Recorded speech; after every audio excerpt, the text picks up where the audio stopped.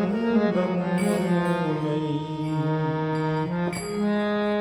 আমার ব্রজেন্দ্র নন্দন ভজে যেই জন সকল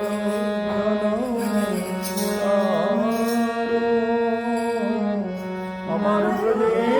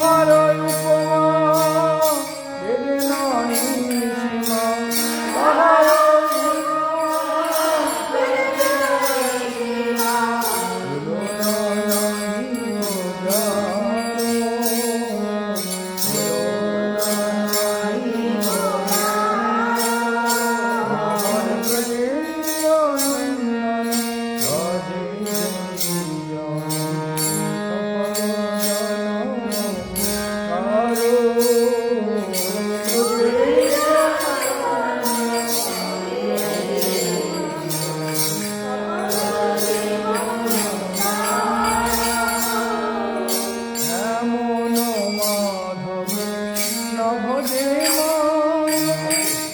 কখনো মরিয়া যাবে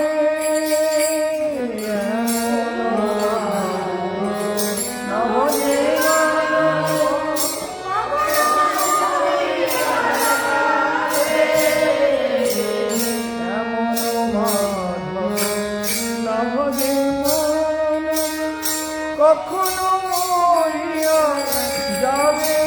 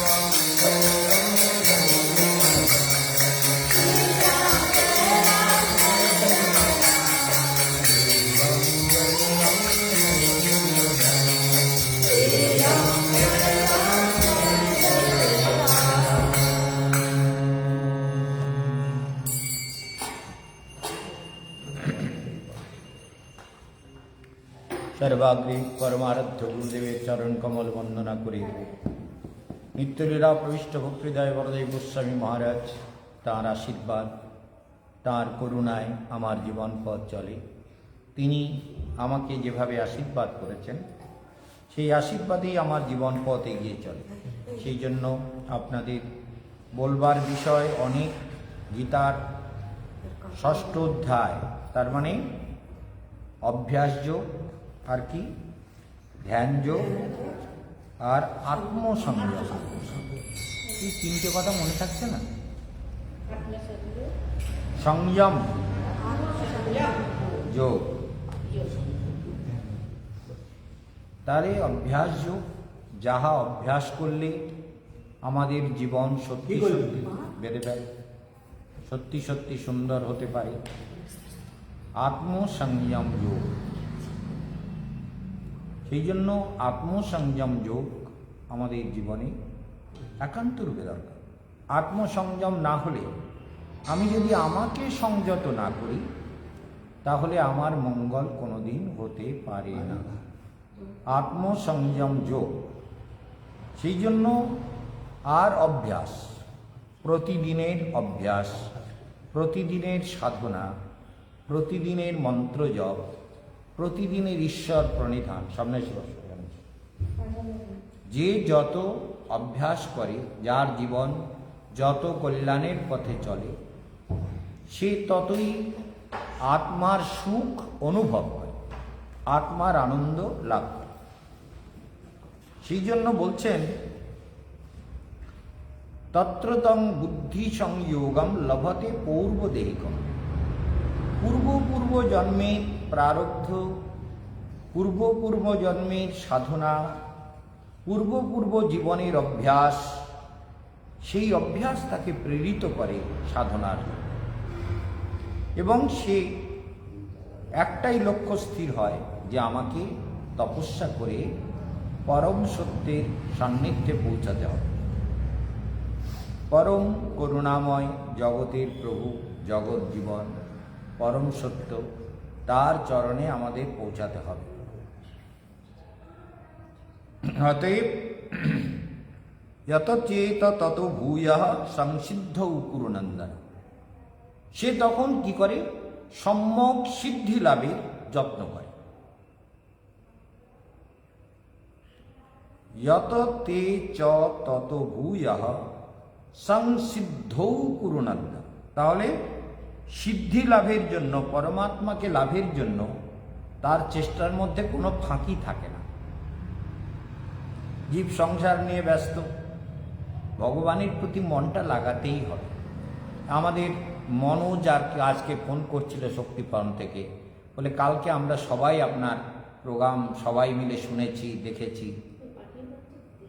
হ্যাঁ, খুব তারা সবাই আনন্দে দেখছে। আমাদের এই কল্যাণী তার মাকে নিয়ে বেরিয়েছে, তারাও নিশ্চয়ই দেখছে। কল্যাণী ফোন করেছিল বিকেলবেলায়, ভাইপোর জন্মছক পাঠিয়ে, বোনপোর জন্মছক পাঠিয়ে সেই ছক নিয়ে বিচার করে বললাম, এগুলো মনে রাখতে হবে। গ্রহ নক্ষত্রের প্রভাব আমাদের জীবনকে প্রতিনিয়ত প্রভাবিত করছে। 3 প্রকারের প্রতিকার দরকার। একটা হচ্ছে ভৌতিক প্রতিকার। প্রকৃতি আমাদের কিছু যে ডেফিসিট কালার, যে কালারগুলো আমাদের শরীরে অভাব আছে, সেই অভাবের কালার মানে রং, মানে সূর্যের মধ্যে যে রঙগুলো আছে, সেই রঙগুলো কিন্তু আমাদের মধ্যেও আছে। যে রঙটা আমাদের মধ্যে কম থাকে, সেই গ্রহটা জন্মছকে খারাপ থাকে, মনে রাখতে হবে। যে রঙটা কম, তাহলে সেই রঙটাকে পূরণ করতে গেলে, সেই কালার, সেই রং পূরণ করতে গেলে, তাহলে সেই কালারের রত্ন প্রকৃতি দিয়েছে। পাথর কেটে কেটে রত্নগুলো বেরিয়েছে। যেমন ওর বোনপোর দেখলাম শনিটা খুব খারাপ, শনি ওর কর্মের অধিপতি। তো কর্মের অধিপতি বেশ খারাপ জায়গায় বসে আছে, মানে দশমপতি তৃতীয় বসে থাকলে, সাধারণত একটুখানি বলে দিই, তৃতীয় বসে থাকলে সাফল্য পেতে দেয়। এই জন্য আমরা যখন বলি তুমি কি কাজ করো, তুমি তো সরকারি চাকরি পাবে না, তাহলে সরকারি চাকরি না পেলেও তার মধ্যে গ্রহগুলোকে প্রতিকার করে নিতে হয়।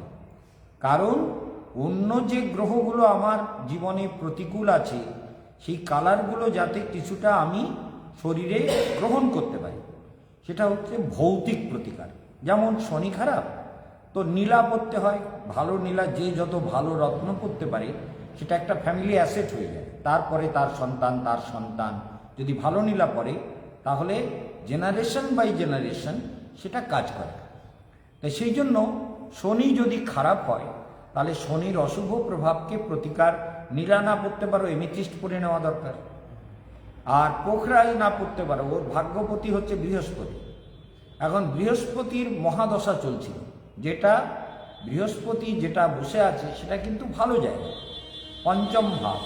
কিন্তু বৃহস্পতির যখন শেষকাল, কথাগুলো মনে রাখতে হবে, যারা শুনছেন তারা মনে রাখবেন, বৃহস্পতির মহাদশা চলতে চলতে যখন লাস্টে অন্তর্দশায় আসে রাহু, মানে 16 বছর বৃহস্পতির দশা, তার মধ্যে 13 বছর 4 মাস পরে রাহু স্টার্ট করে অন্তর্দশায়। তার মানে রাহু চলে 2 বছর 8 মাস। এই 2 বছর 8 মাস কাল জাতকের জীবনে অত্যন্ত অশুভ কালরূপে ফল দিতে থাকে। সেই জন্য বলছিলেন যে ওই কল্যাণী বলছিল যে গুরুদেব আপনি তো বলেছিলেন, বাবা, গুরুদেব বলে না, বাবা বলে সব, বাবা আপনি তো বলছিলেন বৃহস্পতি খুব ভালো। আর বৃহস্পতি ভালো, কিন্তু বৃহস্পতির মধ্যে এখন শুরু হয়ে গেছে অক্টোবর থেকে রাহুর মন্ত্র যদি না জপ না করে, কালসর্প কবচের নিয়ম যদি পালন না করে, শনিবারে বাড়িতে যদি ধোঁয়া না দেয়, ঘোড়ার নালে তেল সিঁদুর না লাগায়, যেমন এই মনোজদের বাড়িতে ছিলাম, আমাদের রাকেশ, আমাদের অঞ্জনা মাই, আমাদের তৈলঙ্গ স্বামী দিব্যা, এরা সব কাঁদছিল আসার সময়। তো এরা সব প্রোগ্রাম দেখছে, কালকে সন্ধ্যেবেলাও বসে দেখেছে সবাই, এখনো দেখছে না, লাইনে এসে গেছে ওরা। তাহলে ওরাও শুনছে যে আমাদের বাড়ির কথা গুরুদেব বলছেন। এরা যে প্রোগ্রামগুলো দেখছে, তাহলে বুঝতে হবে বাচ্চাগুলোকে যত সুন্দরভাবে গাইড করবে, এই বাচ্চাদের দ্বারা কিন্তু বেশি তাড়াতাড়ি সাধনার উন্নতি হওয়া সম্ভব। অনেক বেশি তাড়াতাড়ি সাধনায় উন্নতি করতে পারে বাচ্চারা যখন তাদেরকে ঠিকমতো পিতামাতা গাইড দেয়। ঠিকমতো এই শনিবারের দিন বাড়িতে একেবারে শুদ্ধাচারে থাকা, কোনো রকমের পেঁয়াজ রসুন পর্যন্ত তোলা উচিত নয়, এবং ঘোড়ার নালে ধোঁয়া, সর্ষে তেল লাগানো, সিঁদুর লাগানো, এগুলো প্রত্যেকটি গৃহে করা দরকার। প্রতিটি গৃহে করলেই ভালো, কারণ শনি হচ্ছে নৈসর্গিক পাপ গ্রহ। এই নৈসর্গিক পাপ গ্রহ 3টে, শনি, রাহু আর কেতু। নৈসর্গিক মানে এরা স্বাভাবিকই পাপ গ্রহ, এরা সাধারণত, তবে কেতুকে বলা হয় মোক্ষকারক গ্রহ। সেটা যখন আমাদের জীবনে অ্যাক্টিভ হয়, যদি আমাদের শুভ গ্রহের সঙ্গে কেতু এসে যায়, তাহলে সাধনায় কিন্তু প্রচুর উন্নতি করে। দ্বাদশে যদি কেতু থাকে, যেমন আমার দ্বাদশে কেতু আছে, কেতু যখন আসে তখন আমার সেই কেতুর টাইমে সাধনা, যোগ, তপস্যা প্রচুর উন্নতি করায়। এই শনিবারে শনি মহারাজ আমার জীবনের এখন মানে যে শনির মহাদশায় রাহুর অন্তর্দশা চলছে, প্রত্যন্তর দশা, বৃহস্পতির সঙ্গে রাহুর প্রত্যন্তর। তো বহু বাধা এলেও কাজ কিন্তু আমরা করে চলেছি, কাজ হয়ে চলেছে। আজকের শনিবার অনেক কাজ কমপ্লিট হয়েছে, অনেক কাজ এগিয়েছি আমরা।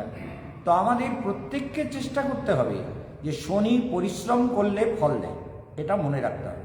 শনির মন্ত্র জপ করা, ধোঁয়া দেওয়া, সর্ষে তেল লাগানো, শনির আঙুল দিয়ে সিঁদুর লাগানো, এগুলো করতে হয়। তাহলে একটা হলো দৈবী প্রতিকার, এই যে মন্ত্র জপ, এটা দৈবী প্রতিকার।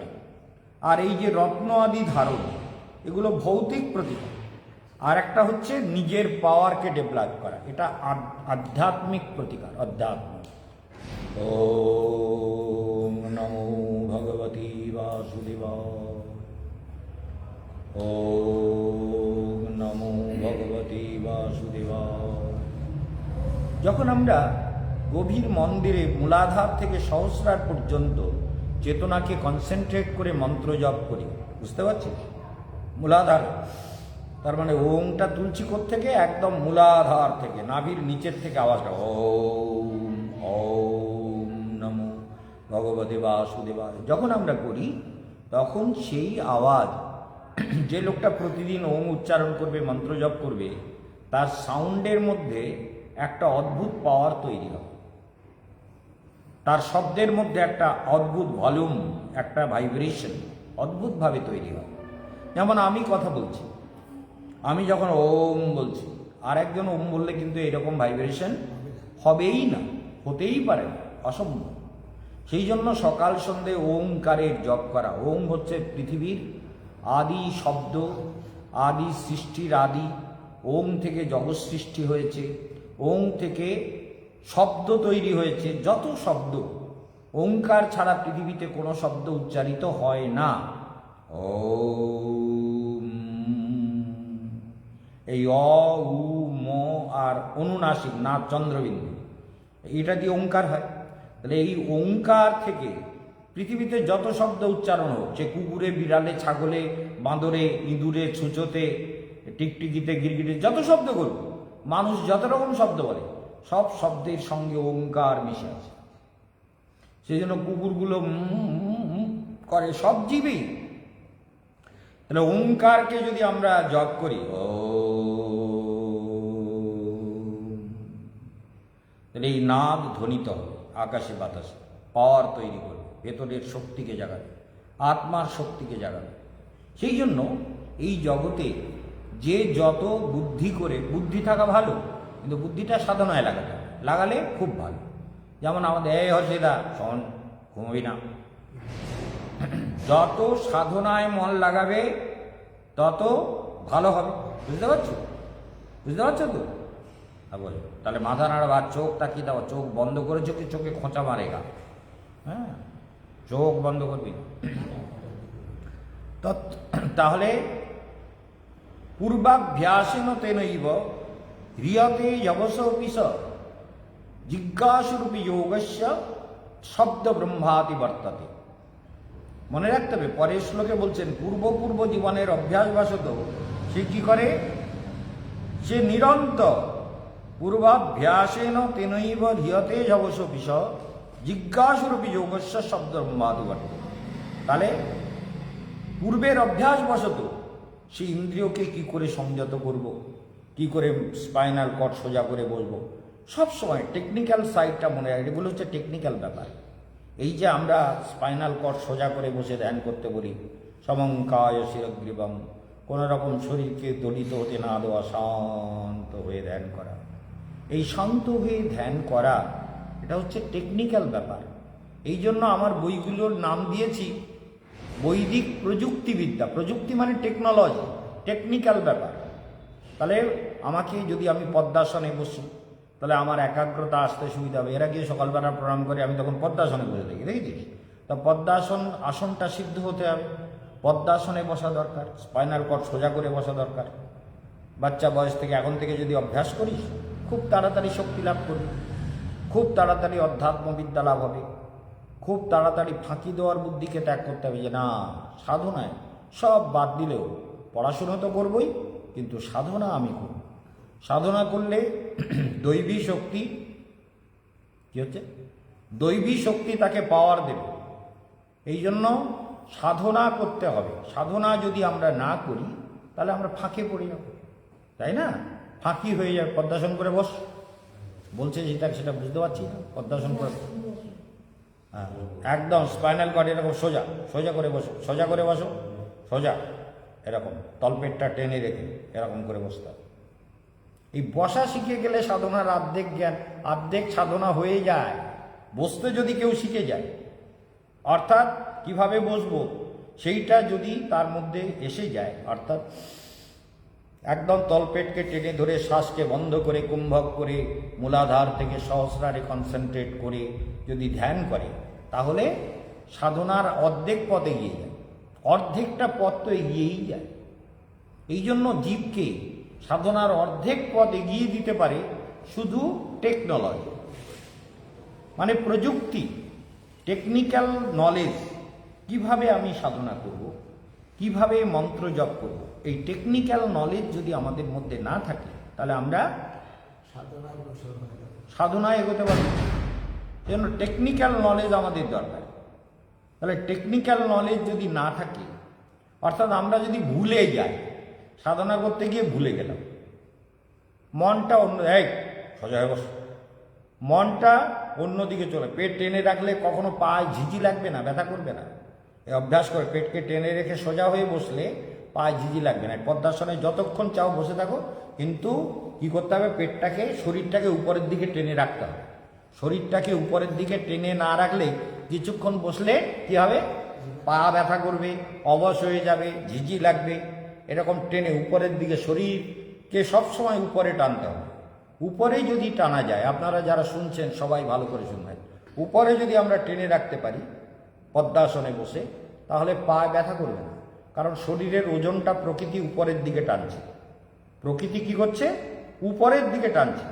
আর যেই আমি শরীরকে এরকম ছেড়ে দিলাম, সেই কী হবে, পা ব্যথা করবে, পা ব্যথা করবে, মন অন্যদিকে যাবে, একাগ্রতা নষ্ট হবে, সাধনা নষ্ট হবে। সেই জন্য আমাদের স্পাইনাল কর্ড সোজা করে একদম ধ্যান করা একান্ত রূপে দরকার। যে যতক্ষণ যেভাবে পারো একটা পা তুলেই বসো, সিদ্ধাসনে বসো, একটা পা তুলে বসো, দুটো পাচ্ছ না, অভ্যেস করতে হবে এগুলো। তো এই জ্ঞানগুলো যদি না প্রয়োগ করো, তাহলে কি হবে, নিজে বঞ্চিত হবে। বেশি পাকা হয়েছে, সোজা হয়ে বসছে, একদম তলপেট টেনে রাখবে, তাহলে পা ঝিঝি লাগবে না, অবশ হবে না, শরীর ঠিক থাকবে, মন ঠিক থাকবে, সাধনা ঠিক থাকবে। তাহলে এই যে টেকনোলজি, এই যে প্রযুক্তি, এটা ভারতে ঋষিদের দেওয়া জ্ঞান। প্রতিদিন আমাদের এই জ্ঞানকে প্রয়োগ করতে হবে। বিশেষ করে এই বাচ্চাদেরকে এই অভ্যাস করাতে হবে। মাথায় এরকম করছি কেন, এরকম কর, সোজা কর, সোজা হয়ে বস, পেটকে টেনে রাখ, পেটকে টেনে রাখ, উপরের দিকে টেনে রাখ, সহজভাবে পেটকে টেনে রাখ, তাহলে পায়ে ব্যথা করবে না, শরীর উপরের দিকে উঠবে, অল্প দিনের মধ্যে অনেক কিছু পেয়ে যাবে। এটা মনে, তো আপনাদেরও বলছি, যারা শুনছেন, যারা শুনছো, মনে রাখো, শরীরকে যদি উপরের দিকে টেনে ধরো, তলপেটটাকে এবং মলমূত্রদ্বারকে, সব কিছু টোটাল বডিটাকে উপরের দিকে, প্রকৃতি সহস্রারে মনকে এখানে কনসেন্ট্রেট করে, একদম সহস্রারে কনসেন্ট্রেট করতে শিখলে জীব অল্পকালের মধ্যে সাধনায় সিদ্ধি লাভ করে। অল্পকাল। এই সত্য জ্ঞানটা যদি ভেতরে না থাকে, পদ্মাসনে বস, ওকে নামিয়ে দে, বিপদ্মাসনে বস, তুই বস, পদ্মাসনে বস, নিচে বস, পদ্মাসনে বসে ধ্যান কর। বাহ, বস, হর্ষিতা ভালো, বাহ, বস, নিচে বসে ধ্যান কর, পদ্মাসন করে দাও। তাহলে পদ্মাসনে বসে যদি ধ্যান করা যায়, তাহলে হর্ষিতা তাড়াতাড়ি সিদ্ধি লাভ হয়। বুঝতে পেরেছো? বাহ, এই তো বুঝতে পেরেছো।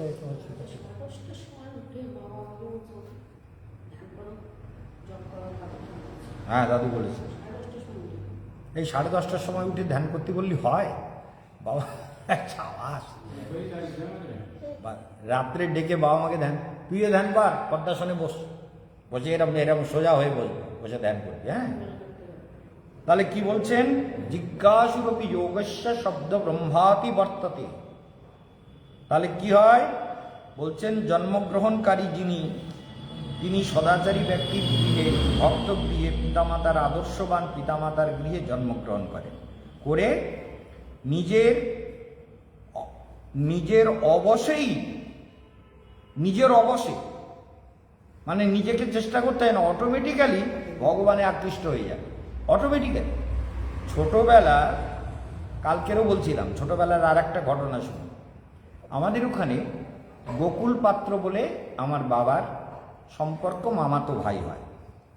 তা যেহেতু উনি গ্রামের অধ্যক্ষ সভাপতি ছিলেন, সেই জন্য বাবা তাকে দাদা বলতেন, একটু বাবার থেকে ছোট, কিন্তু বাবা দাদা বলতেন। আমরা সেই জন্য বাবা যেহেতু দাদা বলে, আমরাও জ্যাঠা বলতাম, গোকুল জ্যাঠা। তো ওর বাড়িতে, ভালো করে সবাই শোনো, ওর বাড়িতে প্রতি বছর এই কার্তিক ব্রতের ভাগবত পাঠ হতো। কার্তিক ব্রততে 1 মাস ধরে ভাগবত পাঠ হতো। কয়েকজন লোক থাকতো, তার মধ্যে আমার বাবা একজন, আর একজন নরোত্তম বলে একজন লোক, খুব ভালো কীর্তন করে, তিনি থাকতেন। আর পাঠক রূপে থাকতেন গুরুচরণ অধিকারী। আর সারা গ্রামের লোক ওখানে পাঠ শুনতে যেত। এবার আমার জীবনের এখান থেকে সাধনা শুরু হয়ে যায়। আমার একটা বলছিলাম না, আমার মেজো কাকার বড় ছেলে আমার থেকে 11 মাসের বড়, তার নাম মনোরঞ্জন। এখন ওই স্কুল থেকে ছুটি হয়ে গেছে, মাটা যাচ্ছে দেখলাম, মাসি যাচ্ছে, কাকিরা মেজো জেঠি, বিশেষ করে মেজো জেঠি খুব যেতেন, এখন তো মারা গেছে। মায়ের মানে মেজো জ্যাঠার যে স্ত্রী, সে আর মা, এই দুজন তো যাবেই, অন্যরা মাঝে মাঝে যায়, এরা যাবেই। আর আমি দেখতে পাই আমাদের স্কুলের সামনে দিয়ে রাস্তা, মনে থাকে বলে, এই আমার বই ছিল সব নিয়ে যা, ওরে নিয়ে যা। বলে তুই কোথায় যাবি? তাহলে আমি ওই পাঠ শুনতে, মাটা যাচ্ছে না, আমি যাই দেখি। তো ওরে রোজ পাঠিয়েছিলাম, আর আমি ওখানে গিয়ে লোকের মধ্যে, আমি তখন বাচ্চা, ক্লাস 2তে পড়ি, তারপরে 3তে পড়ি, তখন আমি কি করতাম, গিয়ে ওখানে ওদের ওই বিলিতি কুল, যেগুলো বড় বড় বিলিতি কুল, ওই বিলিতি কুলের গাছ ওদের উঠোনে অনেকগুলো ছিল, কিন্তু পরিষ্কার একদম ঝকঝকে, ওই বিলিতি কুল গাছের গোড়ায় গিয়ে আমি বসতাম। আমি অত বয়স্ক বুড়ো বুড়ো লোক, বুড়ো বুড়ি, বুড়ো থুড়ি সব বসছে, তো ওর মধ্যে আর আমি ঢুকতাম না। আমি গিয়ে ওই কুল গাছ তলায় বসতাম, বসে চুপ করে শুনতাম কি বলছে পাঠক। গুরুচরণ অধিকারীর কণ্ঠটা ছিল অপূর্ব সুন্দর। তিনি বলতেন, তার কথাগুলো এখনো মনে পড়ে, যে জোয়ারের টানে বাহিয়া চলিবে কাটাইয়া ঢেউ পানি। মানে জোয়ারের টানে, শরীরে যখন জোয়ার আসে, মানে জীবন, বাচ্চা যখন বড় হয় তখন থেকে যদি সে সাধনা করে তাহলে সে সিদ্ধি লাভ করে। টেনে বস, কোমর থেকে টেনে বস, সোজা হয়ে বস উপরে, বুঝতে পারছিস না, তলপেট টেনে রাখ, জোয়ারের টানে। তা তিনি এইসব, তার কথাগুলো আমার এখনো মনে পড়ে। সেই গুরুচরণ অধিকারী, তিনি এত সুন্দর, গলাটা খুবই সুন্দর, নবদ্বীপ থেকে তাকে ভাগবত রত্ন উপাধি দিয়েছিল। তো সুন্দর পাঠ করতেন। প্রতিদিন শুরু হতো, নৈমিষারণ্যে ভারতের 60,000 সম্মুখ ঋষিরা উপস্থিত আছেন, সেখানে সুত গোস্বামী পাদ ভাগবত পরিবেশন করছেন, আর ঋষিরা তার মুখে ভাগবত শ্রবণ করছেন। রোজ এইটা দিয়ে ভাগবত শুরু করতেন। তো অপূর্ব বলতেন। এইবার পাঠ শুনে রোজ অপূর্ব 1 মাস ধরে পুরো ভাগবত বলতেন। তো জীবনের অনেক ঘটনাটা কীরকম, আমি ওই কথাগুলো শুনতাম আর ভাবতাম, তাহলে জগৎটা তো মিথ্যা, বাবা মা, এই ভাই বোন, কেউ তো কারণ নয়, তাহলে কি ভগবানের জন্যই তো। প্রহ্লাদ যদি ভগবানকে পেতে পারে, ধ্রুব যদি পেতে পারে, এরা তপস্যা করেছে, এরা ছোটবেলা, তাহলে আমাকেও বনে যেতে হবে, তপস্যা করতে বনে যাব। তখন নির্জন কোথাও পেলে ভগবানের জন্য চোখে জল আসতো, যে কী করে ভগবানের কাছে যাব।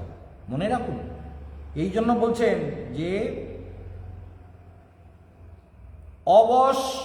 অবশভাবে, মানে যেমন একটা লোক যখন আবিষ্ট হয়ে যায়, যেমন আমাদের কুণ্ডলিনী শক্তি যখন জাগে, তখন কুণ্ডলিনী শক্তি আমাদের আবিষ্ট করে নেয়, একদম আবেশ, সব শরীর মন সব কিছু যেন একটা মহাশক্তি গ্রাস করে ফেলে, তবে কুণ্ডলিনী জাগে, তার আগে জাগে না। এই যে কুণ্ডলিনী শক্তি জাগ্রত হয়, এই জাগাটা যাদের হয়েছে তারা বুঝতে পারে যে অবশভাবে কিভাবে ভগবানের দিকে জীবে হই। আর কেশবানন্দ এটা বুঝতে পারে যে আমি অবশভাবে কিভাবে, যেই পাঠ হয়ে যেত সবাই উঠে আসতো।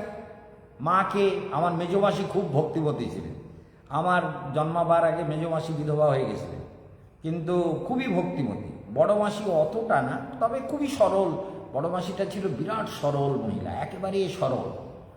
আর মা খুব বুদ্ধিবতী মহিলা, ছোট মেয়ে, বাবার ছোট মেয়ে ছিল, রাঙি, মানে খুব রাঙা মেয়ে, আমি হয়েছি কালো ছোড়া, আর মা হচ্ছে, মাকে রাঙি বলে ডাকতো, মানে রাঙা মেয়ে একদম মা। তো যাই হোক, মা আর মেজমাসি আর বড় মাসি, এরা এই 3 বোন।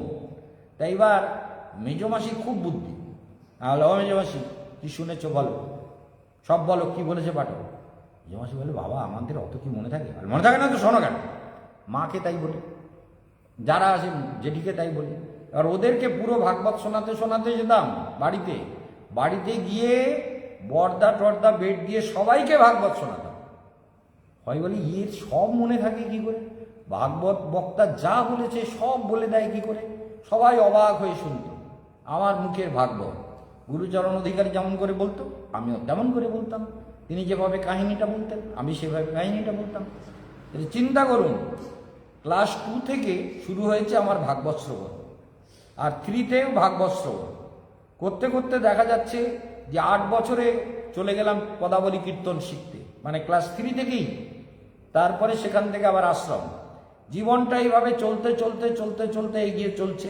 আপনারা বুঝতেই পারছেন, বৃন্দাবনে এসে সংস্কৃত পড়লাম, ইংলিশ স্টাডি করলাম, কত কিছু কম্পারেটিভ স্টাডি, ফিলোসফিক্যাল স্টাডি, দুনিয়ার সব করতে হয়েছে। কিন্তু সব করার পরেও ছোটবেলার থেকে অবশভাবে ভগবানের দিকে আমাকে টেনে নিয়ে গেছে, মানে আমার মন টেনে নিয়ে গেছে, আমার মনকে, আমার বুদ্ধিকে, আমার হৃদয়কে ছোটবেলার থেকেই ভগবানে আকৃষ্ট করেছে। যারা ভাগবত, যারা এই গীতার ব্যাখ্যা শুনছেন, তারা মনে রাখুন এখানেই ভগবান বলছেন নিজের অবশেই ভগবানে আকৃষ্ট হয়। নিজের অবশে মানে কে যেন তাকে আকৃষ্ট করেই নেয়। প্রকৃতি তাকে ভগবানে আকৃষ্ট করেই দেয়। ভগবানের ধ্যান করতে ভালো লাগে, ভগবানের মন লাগাতে ভালো লাগে, মন্ত্র জপ করতে ভালো লাগে, সাধনা করতে ভালো লাগে। তার ভালো লাগাটাই হচ্ছে তার জীবন। কত শ্লোক, কত কিছু মুখস্থ করেছে, তার কোনো ইয়ত্তা নেই। তো সেই জন্য এগুলো অবশ্যই গীতায় বলছেন যে, তাহলে মনে রাখতে হবে কি বলছেন, পূর্বাভ্যাসেন তেনৈব হ্রিয়তে যবসপিস। অবশভাবে হ্রিয়তে, সমস্ত ইন্দ্রিয় বৃত্তি, মন প্রাণ সব অবসপিস, অবশভাবেই, মানে আমার ইচ্ছাতে হচ্ছে না, কে যেন আমাকে টেনে নিয়ে যাচ্ছে। আমরা বলি আমার হাত ধরে নিয়ে চলো সখা, আমি তো পথ চিনি না, লোকে বলে। আর আমাকে কেউ হাত ধরে নিয়ে যায়নি, আমি বলেছি আমার এই পথে চলতেই হবে। তাহলে চিন্তা করো, যারা বলে তারা প্রার্থনা করে, ভালো কথা, ভগবানকে প্রার্থনা করাই ভালো, করতে হবে। কারণ সবার তো আর আমার মতো স্বীকৃতি নিয়ে জন্ম হয়নি। তো সেই জন্য হয়নি যখন, ভগবানকে কেঁদে কেঁদে বলো আমার হাত ধরে নিয়ে চলো সখা, আমি তো পথ চিনি না। তাহলে অবলভাবেই সেই ছোটবেলার থেকে ভগবানকে ভালোবেসে তার সাধনায়, তার মননে, তার চিন্তনে, এদেরকে যদি বলি, এরা বলে আপনি সবসময় আপনার তুলনা করেন কেন, আমরা কি আপনার মতন? আমাদের এরা সব বলে, আরে তো আমার মতন, আমার কাছে যখন ছোটবেলার থেকে আছো, তাহলে গুরুদেবের গুণগুলো তো কিছু কিছু আসবে তো। কৃষ্ণের সকল গুণ ভক্তেতে সঞ্চয়, কৃষ্ণের সকল গুণ ভক্ততে সঞ্চয়। পরাব ভক্তস্য কুত মহৎ গুণান মনোরথীনা সতী ধাবতী। তাহলে দেখা যাচ্ছে যে হরির অভক্তের মধ্যে সদ্গুণ থাকে না, ভগবানে যারা ভক্তি করে তাদের মধ্যে সদ্গুণ চলে আসে। সেই জন্য গুরুদেব শাসন করতেও জগৎকে ছাড়েন না।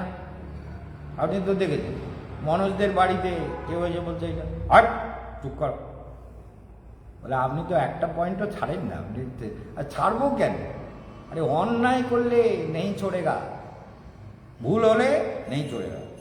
প্রথম দিনে রান্না হয়েছে, বলে এই কি যেতেছে, তারপর দেখি রান্না ভালো হয়েছে, আর ঠিক করে রান্না করবে, কে রান্না করেছে তাকে ডাকো। এই জন্য তাহলে মনে রাখতে হবে যে ভক্তরা মন প্রাণ ঢেলে সেবা করছে, কিন্তু রান্নাতে ঠিক মতন জুত করতে পারেনি। তাকে বললাম এইভাবে করতে হবে, এইভাবে করো, নিম্বেগুণ দাঁড়িয়ে থেকে শিখিয়েছি, বলে খুব ভালো লেগেছে নিম্বেগুণটা। আমি তাহলে শিখতে হবে তো নিম্বেগুণটা কীভাবে করতে হয়। যাই হোক, এখন আলোচ্য বিষয় ওরা শুনছে, তাই বলছি কথাটা। ওরা যে আশ্রমের জন্য খেতে যা কবি টবি ছিল প্রায় সব তুলে আমাদেরকে গাড়িতে ভর্তি করে দিয়ে দিয়েছে। এখনও ওদের ওখানকার সব সবজি খাওয়া চলছে এখনো পর্যন্ত। তাহলে এই যে ভক্তদের ভালোবাসা, গুরুদেবের প্রতি শ্রদ্ধা, রাকেশ কিভাবে কোলে করে নিয়ে, সবাই দেখেছে তো, সারা দুনিয়ার লোক বলছে গুরুদেব আপনাকে কোলে করে নিয়ে যাচ্ছে, আমরা সবাই দেখেছি, আপনাকে কোলে করে নিয়ে তুলে নিয়ে যাচ্ছে ঘরে, কোলে করে নিয়ে সিংহাসনে বসালো, সেখান থেকে আবার কোলে করে ঘরে নিয়ে গেল, সারা দুনিয়ার লোক দেখেছে। হ্যাঁ, আগে মনস করতো, এখন রাকেশ করছে, রাকেশের বাড়ি গেছে। তাহলে এই যে গুরুদেবের প্রতি শ্রদ্ধা হলে জীবনের সব লাভ হয়। গুরু ভক্তি জীবনের সর্বসিদ্ধি পূর্ণ করে, সব সামর্থ্য প্রদান করে। ধিয়াতে যবস পিস, সমস্ত ইন্দ্রিয় অবশভাবে তাকে সাধনার দিকে নিয়ে যায়। সমস্ত ইন্দ্রিয় বৃত্তি, চিত্ত, চেতনা, ভাবনা, সংকল্প, ইচ্ছা, বিচার, বুদ্ধি সব কিছু তাকে ঈশ্বর সাধনার দিকে নিয়ে যায়, যদি তার সৌভাগ্যের পূর্বজন্মের প্রারব্ধ থাকে, যদি গুরুর উপদেশ শোনে, যদি সত্যি সত্যি চেষ্টা করে, আন্তরিক চেষ্টার মধ্যে ফাঁকি দিলে হবে না। সেই জন্য আমরা তো শেখাচ্ছি, আর আমাকে তো কেউ শেখায়নি। আমি অবশভাবেই নিজের চেষ্টাতে এগিয়ে চলেছি, বরং আমার সাধনায়, আমার অধ্যয়নে, আমার পড়াশোনায় বিঘ্ন করার চেষ্টা করেছে। এমন এমন কথা বলেছে, সেই কথাগুলো যদি বলি না, তারা তো মরে গেছে। ও ভূত হলেও লজ্জা পাবে, আর ভগবানের কাছে গেলেও লজ্জা পাবে যে হ্যাঁ আমি এই কথাটা বলেছিলাম। ভূত হয়ে যদি থাকে তাও লজ্জা পাবে, আর ভগবানের কাছে গেলেও লজ্জা পাবে। বলে এই কথাটা তো আমি বলেছিলাম, কেশবানন্দের মনে আছে। আমি কারো কথা বলি না। ওই যেমন কালকের একটাকে বলছিলাম শঙ্কর্ষণ প্রভু, বলে মায়াপুরে গলায় দড়ি দিয়ে বলছে। এরকম সাধুদের মধ্যে অনেকে আছে এমন কিছু কথা বলেছেন, যে কথাগুলো আমি যদি বলি, আমাদের ভক্তরা শুনলে বলবে এইরকম বলেছে।